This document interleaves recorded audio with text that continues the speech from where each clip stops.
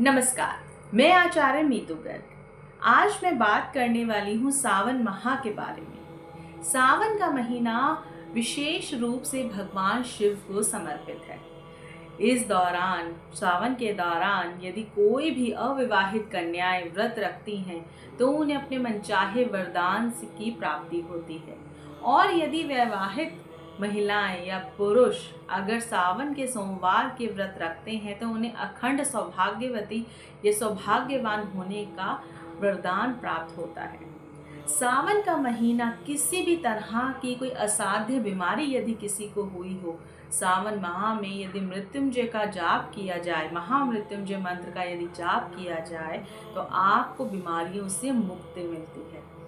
सावन का महीना विशेष रूप से आप भगवान शिवलिंग को बेलपत्र अर्पित करते हैं, उन्हें चंदन का तिलक लगाते हैं, उन्हें कच्चा दूध अर्पित करते हैं। और सावन में यदि विशेष रूप से आप अपने अनुरूप रुद्राक्ष का भी सेवन करते हैं, सेवन का अर्थ यहाँ है कि आप पहन ले उसे, उसका जल पी ले, वो भी आपके जीवन में बहुत ही सौभाग्य लेकर आता है। बात करते हैं कि इस सावन में कितने सोमवार हैं और कब कब ये सोमवार आ रहे हैं। सबसे पहला सोमवार 14 जुलाई को पड़ेगा, दूसरा सोमवार 21 जुलाई को, तीसरा सोमवार 28 जुलाई को, चौथा सोमवार 4 अगस्त को पड़ेगा। अब सावन के विशेष रूप से अगर आपको कोई ग्रह दोष है, खास तौर पर शनि की 7.5 चल रही हैं, आपकी कुंडली में शनि बहुत खराब स्थिति में है, राहु केतु का कोई दोष है, तो सावन में आखिर आप क्या ऐसा करें कि आपको शनि के दोषों से मुक्ति मिले और राहु केतु की यदि खराब स्थिति है तो वो अच्छे में बदल जाए। तो सबसे पहले सावन मास का जो महीना है वो श्रेष्ठ समय माना जाता है बहुत ही अच्छे उपाय देने के लिए। अब शनि दोष के लिए आप क्या कर सकते हैं, हर शनिवार को पीपल के पेड़ पर जल चढ़ाएं और ओम शम शनिश्चराय नमः मंत्र का कम से कम 108 बार जाप करें।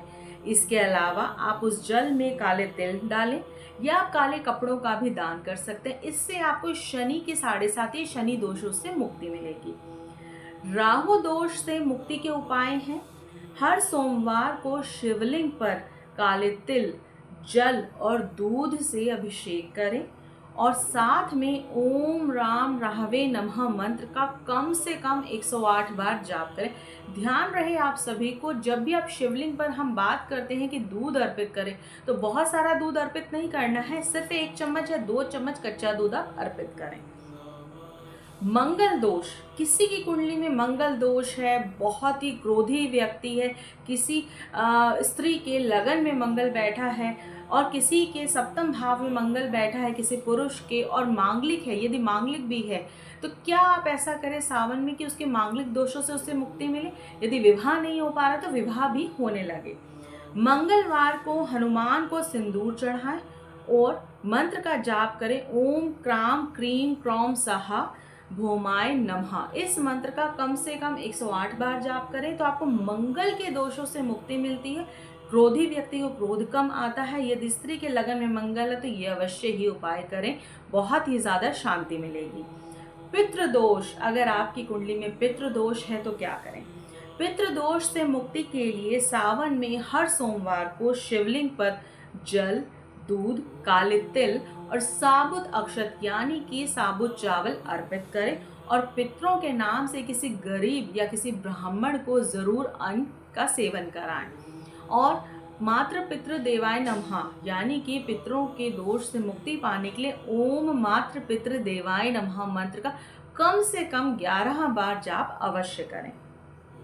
अब सावन माह में जब हमने जान लिया कि हमें अगर कोई दोष है तो उस दोष का क्या उपाय है, अब सावन माह में आपको क्या दान करना चाहिए उस बारे में भी बात कर लेते हैं। सावन का महीना हम सबको पता है कि शिव जी को अत्यंत प्रिय है। ये मास उपवास, जप, तप, भक्ति के लिए सबसे अच्छा महीना माना जाता है। पुराणों और धर्म ग्रंथों में कहा गया है कि इस दौरान, सावन के दौरान यदि श्रद्धा और भक्ति के साथ किया गया दान हो तो बहुत ही ज़्यादा अक्षय फलों की प्राप्ति होती है। अब क्या करना है, जल दान करें क्योंकि प्यासे व्यक्ति को पानी पिलाना सबसे ज़्यादा पुण्यदायी होता है।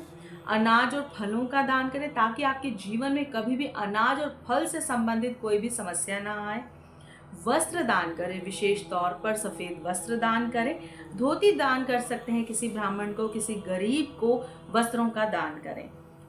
ताम्रपत्र यानी कि तांबे का कोई भी पत्र, पत्र का मतलब होता है कि आप लोटा दान कर सकते हैं किसी को, तांबे का गिलास दान कर सकते हैं, उससे आपको उत्तम फलों की प्राप्ति होती है।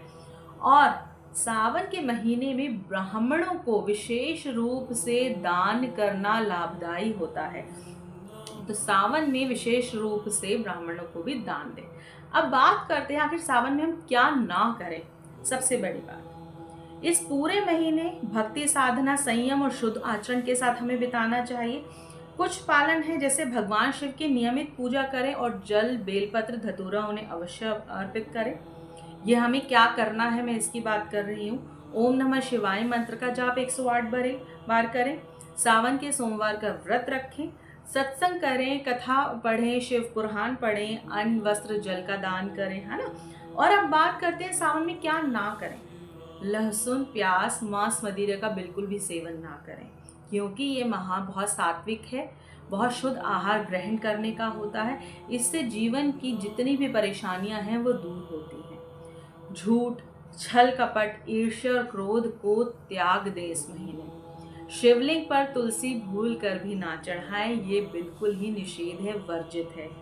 नाखून और बाल अपने सोमवार को ना काटें, क्योंकि व्रत रखते हैं तो कहा जाता है कि अगर उपवास रखते हैं उस दिन ये बिल्कुल भी ना करें।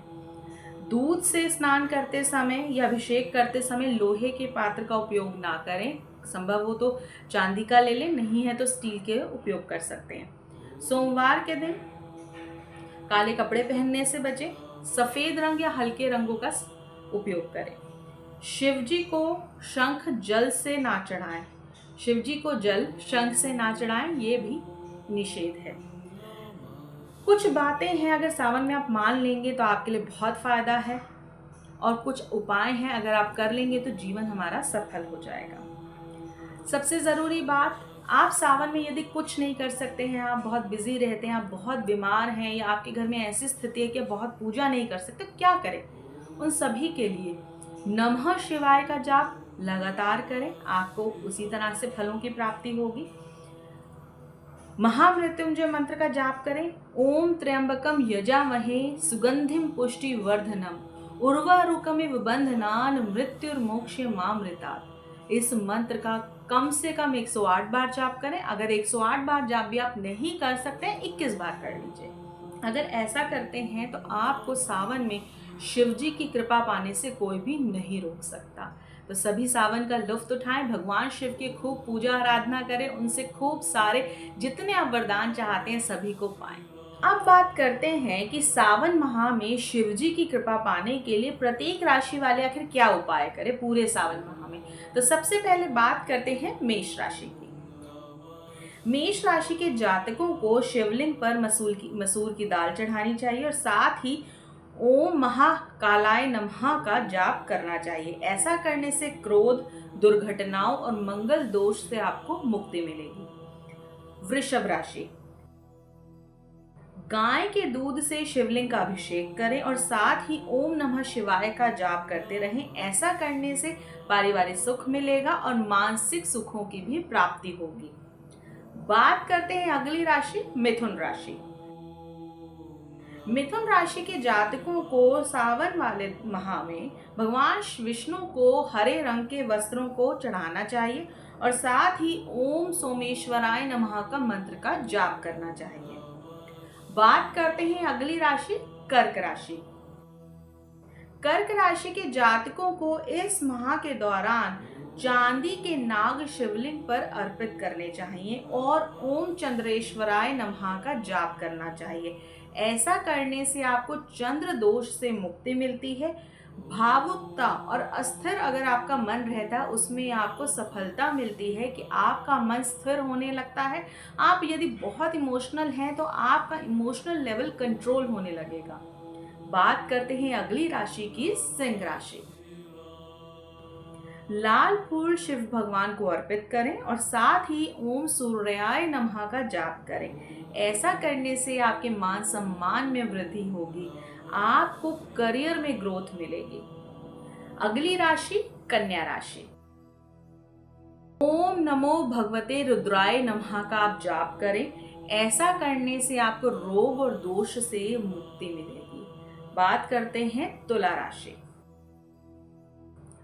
सफेद वस्त्र और चावल शिवलिंग पर अर्पित करें। ओम शंकराय नमः का जाप करें। ऐसा करने से आपका वैवाहिक जीवन में मधुरता आएगी और आर्थिक लाभ की आपको प्राप्ति होगी। वृश्चिक राशि। काले तिल और जल से भगवान शिव का अभिषेक करें। ओम काल भैरवाय नमः मंत्र का लगातार जाप करते रहें पूरे सावन के महीने। ऐसा करने से आपको शनि और राहु के दोषों से मुक्ति मिलेगी। अगली राशि धनु राशि। शिवलिंग पर कच्चे दूध से अभिषेक करें। ओम बृहस्पते नमः का जाप करें। ऐसा करने से शिक्षा में आपको सफलता मिलेगी और यदि आप किसी धार्मिक रास्ते पर चल रहे हैं तो किसी धर्म गुरु से आपकी भेंट अवश्य होगी। अगली राशि मकर राशि। भस्म और जौ से भगवान शिव को जलाभिषेक करें। ओम महादेवाय नमः का जाप करें। ऐसा करने से शनि दोष दूर होता है और मानसिक बल बढ़ता है। कुंभ राशि। नीले फूल चढ़ाएं और ओम नमः शिवाय का जाप करते रहें। ऐसा करने से राहु केतु दोष से आपको मुक्ति मिलेगी और आकस्मिक अचानक से यदि कोई आपको हानि होगी तो उससे भी आपको बचाव होगा। अगली राशि और आखिरी राशि मीन राशि। केसर मिले हुए जल से भगवान शिव को जलाभिषेक करें। ओम नीलकंठाय नमः का जाप करें। ऐसा करने से आध्यात्मिक उन्नति होगी, मन की शांति आपको प्राप्त होगी। तो हमने बात की 12 राशियों के बारे में कि पूरे सावन के महीने 12 राशियों को क्या उपाय करने चाहिए कि भगवान भोलेनाथ की आपको कृपा मिले। आगे ऐसे ही मिलूंगी फटाफट से। तब तक आप सावन में भगवान शिव की कृपा प्राप्त कीजिए। राधे राधे।